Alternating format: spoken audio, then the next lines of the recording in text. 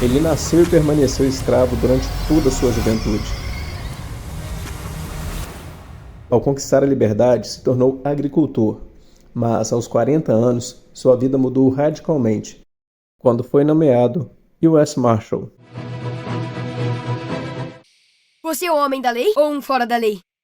Eu acho que um pouco dos dois. Em sua brilhante carreira como homem da lei, prendeu mais de 3.000 bandidos, inclusive um de seus filhos. Esta é a história real de Bass Reeves.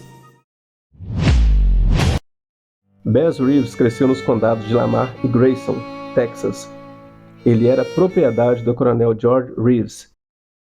Bass tinha 22 anos quando, em 1º de janeiro de 1863, o presidente Lincoln emitiu uma proclamação de emancipação. Agora, ele estava livre para fazer o que quisesse, e nessa época ele se mudou para o território indígena. Algumas fontes sugerem que ele fugiu para a terra dos indígenas devido a um desentendimento com seu mestre, o coronel George Reeves, de quem já havia sido escravo. No entanto, não há qualquer evidência que comprove isso. Desde muito cedo, Bass aprendeu a usar armas de fogo e era um excelente atirador, tanto com armas longas quanto curtas. Durante os seus anos no território indígena, ele aprendeu a falar a língua de 5 tribos civilizadas, entre elas os Seminoles, Creeks e Cherokees. Ele era bem quisto pelos indígenas porque possuía as 2 principais qualidades que os peles vermelhas apreciavam: a honestidade e a coragem. Em algum momento no final da década de 1860, Bass comprou uma fazenda no Arkansas. Nessa época, ele era casado com uma jovem chamada Jeannie. Eles tiveram 3 filhos. Esporadicamente, ele auxiliava o vice-marechal como guia e rastreador no território indígena. Nessa época, havia relativamente poucos homens da lei, e eles eram todos brancos. Esses oficiais receberam pouca ou nenhuma cooperação dos índios e negros do território, mas Bass escolheu ajudar os marechais, muitas vezes colocando sua própria vida em risco. Perguntado por que fez isso, ele disse que acreditava na lei e na ordem, e que, sem elas, as pessoas decentes não teriam paz nem estariam livres de perigos. No ano de 1875, a vida de Bass Reeves sofreu uma mudança repentina. O juiz Parker foi nomeado para presidir o Tribunal Distrital Ocidental do Arkansas. Este tribunal tinha jurisdição sobre metade ocidental do Arkansas e todo o território indígena, uma área com mais de 74.000 milhas quadradas, e estava infestado com todo tipo de criminoso: assassinos, estupradores, ladrões, contrabandistas, etc. O juiz Parker tinha ouvido falar de Bass Reeves. Ele sabia que Bass falava línguas indígenas e que mantinha relações amigáveis com as tribos. Sabia também da assistência que ele havia prestado repetidas vezes aos delegados adjuntos e que o homem acreditava firmemente na lei e na ordem. Assim, em 1875, o juiz Parker nomeou Reeves U.S. Marshal.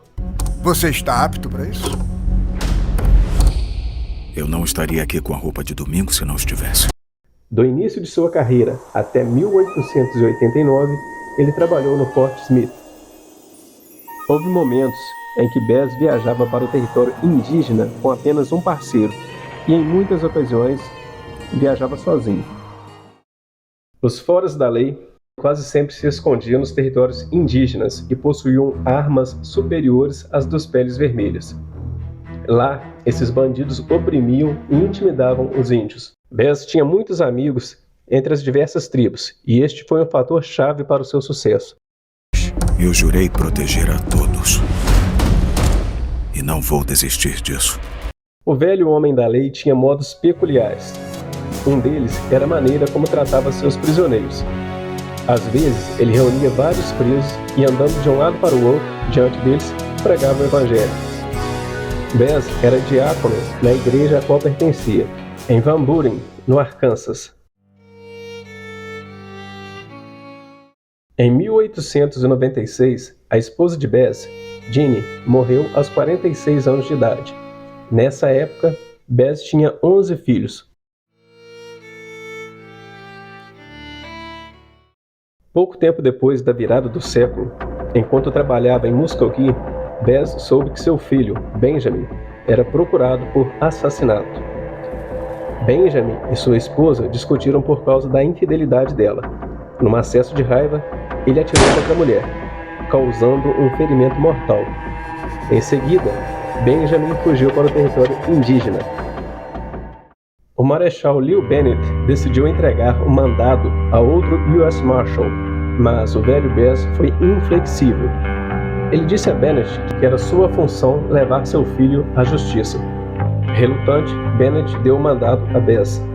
2 semanas depois, Bess voltou com o filho sob custódia. Eu estou te avisando. Seus dias de perversidade acabaram. Benjamin foi julgado e condenado à prisão perpétua. Em seus 32 anos servindo a lei, Bess nunca se feriu. Ele prendeu mais de 3.000 criminosos. Aos 67 anos de idade, ele aceitou um cargo na Força Policial de Muskogee, Oklahoma. Em 1909, o bravo homem da lei ficou doente e foi forçado a se aposentar definitivamente. Ele morreu em 12 de janeiro de 1910. Seu funeral foi de fato grande, com a presença de centenas de velhos amigos, negros, brancos e índios. A história desse bravo homem é um exemplo de amor à lei, à justiça e aos seus ideais. E se você gostou do vídeo, ajude o canal a crescer. Curta, comente, compartilhe, se inscreva no canal.